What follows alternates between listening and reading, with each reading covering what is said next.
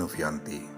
Saat ini saya menjabat sebagai seorang guru di sekolah di wilayah Bekasi. Bagi saya ini adalah sebuah tanggung jawab moral yang wajib diemban dengan sebaik-baiknya, dengan penuh tanggung jawab.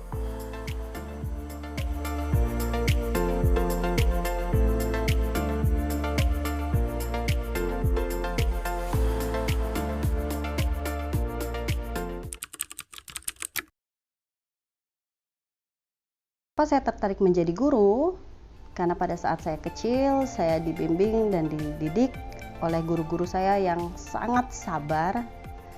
Meskipun saya saat itu sangat aktif, bawel, lincah, tidak bisa diam, tapi guru saya tuh selalu berbicara dengan sangat lembut, mengingatkan dengan sangat lembut. Kemudian ada satu ketika ibu guru saya meninggalkan kelas pada saat jam istirahat, kebetulan rumahnya di belakang kelas. Saya tanya, ibu sedang apa? Ibu mau pulang dulu, ibu mau masak untuk anak, untuk suami. Nah di situ saya lihat, oh enak ya jadi guru. Apalagi kita sebagai perempuan, kita masih punya waktu untuk keluarga.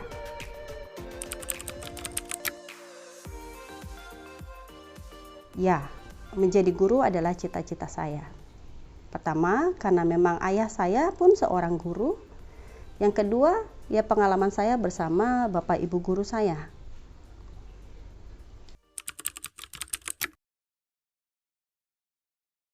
Kalau untuk menjadi guru, kebetulan sudah hampir 17 tahun. Jadi awal mula saya menjadi guru, saya mengajar di sekolah negeri. Di situ saya mengajar bahasa Inggris. Dan setelah 2 tahun di sana saya merasa tertantang. Gitu. Ada apa sih di luar sana? Kemudian saya putuskan untuk mulai mengajar di sekolah Nasional Plus saat itu. Saya habiskan waktu beberapa tahun di sekolah Nasional Plus.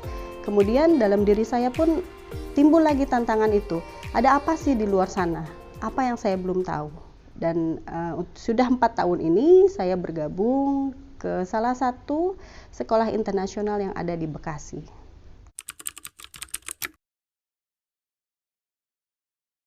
Alhamdulillah kalau keluarga sangat mendukung ya kegiatan saya sebagai guru. Suami, anak, semua sangat mendukung.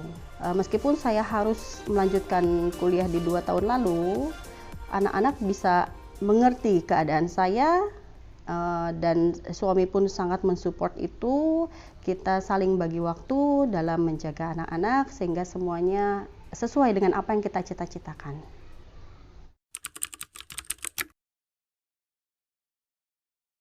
Perjuangan sebagai seorang guru tentunya untuk mencerdaskan kehidupan bangsa.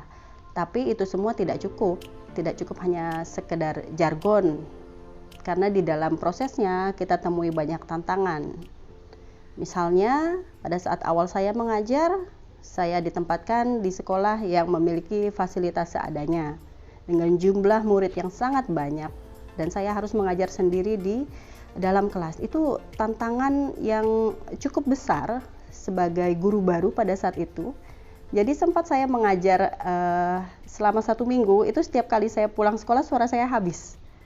Karena kita harus berhadapan dengan 40 lebih siswa di dalam satu kelas.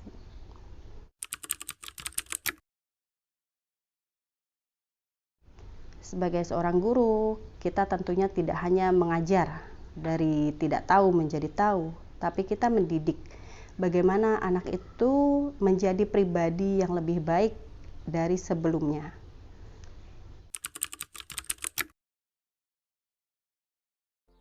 Saya yakin banyak guru juga di luar sana yang memiliki pengalaman yang sama dengan saya, di mana waktu kita kadang tersita untuk apa? Kita pakai jam istirahat kita untuk mendidik anak yang belum paham, yang belum mengerti, kita ajarkan lagi di waktu luang kita. Atau kita berikan mereka waktu tambahan sepulang sekolah untuk mengajar yang seharusnya kita sudah tidak mengajar, tapi kita gunakan waktu itu untuk mereka.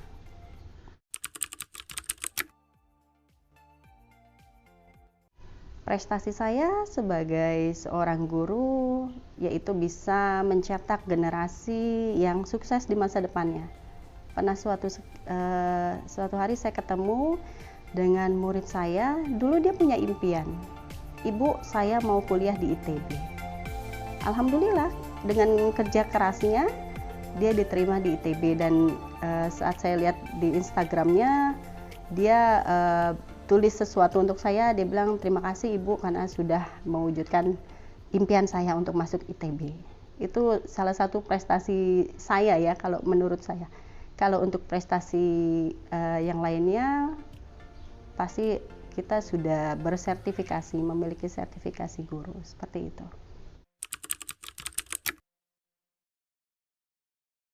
Hambatan dan tantangan sebagai seorang guru ya, terutama dalam masa pandemik ini sangat besar. Sangat besar. Kenapa? Karena dalam pandemik ini kita tidak bisa bertemu dengan murid secara langsung. Sedangkan pengajaran itu sendiri lebih enak dilakukan face to face, secara langsung. Kita invite anak-anak untuk ikut kelas online. Tentunya anak-anak pun akan merasa bosan, akan merasa jenuh, gitu. Dan ini tantangan yang sangat besar. Di masa pandemi ini, kadang-kala pada saat kita mengajar, anak tidak fokus dengan apa yang kita sampaikan.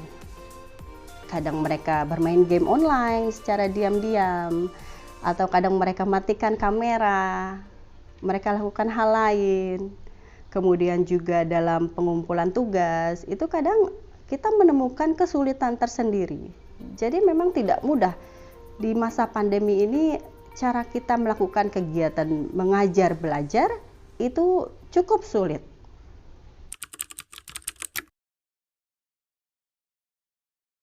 Kalau kegiatan di luar mengajar, untuk saat ini saya hanya mengurus keluarga dan juga bergabung di dalam Khadijah MPM 1311.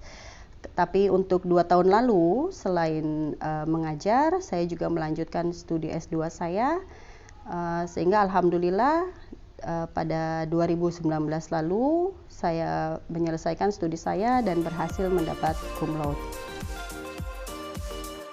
Sebagai seorang istri, saya juga tidak lupa dengan tugas utamanya untuk mengurus rumah tangga dan suami.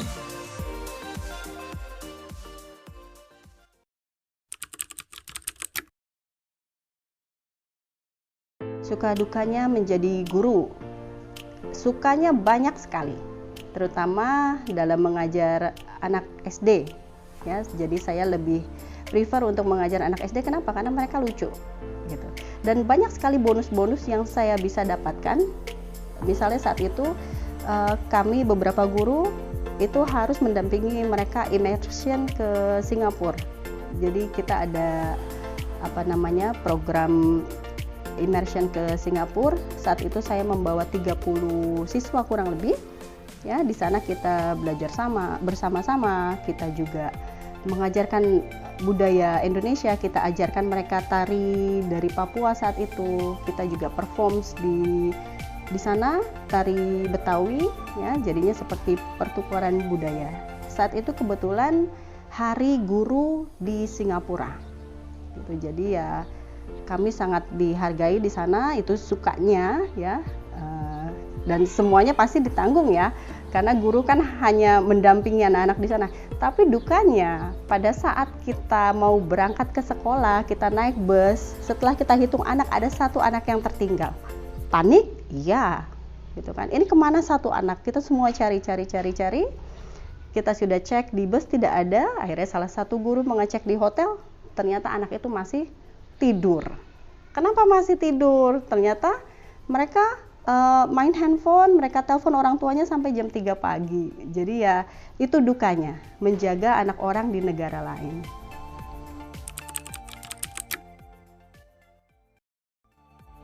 Hampir 17 tahun menjadi guru, tentunya ada timbul rasa jenuh. Beberapa kali timbul rasa jenuh, tapi itu semua bisa kita atasi. Misalnya apa? Dari liburan, ya kan? Liburan kita coba cari tempat-tempat traveling, nggak usah yang jauh-jauh gitu, yang dekat-dekat. Tempat mana nih yang belum kita singgahi? Itu sedikit bisa mengobati kejenuhan kita. Yang kedua, kita bisa lakukan mindfulness ya. Kalau kita sebagai orang Islam ya kita coba istighfar aja banyak-banyak, kita zikir banyak-banyak gitu kan, karena jenuh itu kan kembali lagi dari mindset kita, dari pola pikir kita gitu. Jadi tetap harus balance. Kalau saya jenuh, kebetulan saya punya hobi menyanyi, ya saya akan menyanyi untuk hilangkan jenuh itu. Tapi kalau itu tidak juga terobati, saya bersama suami kita biasanya rencana traveling kemana berdua saja.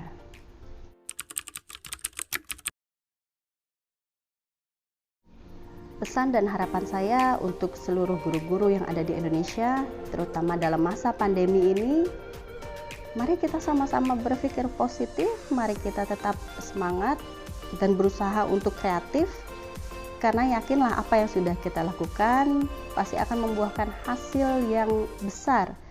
Pasti Allah akan kasih pahala yang jauh lebih besar daripada sebelumnya.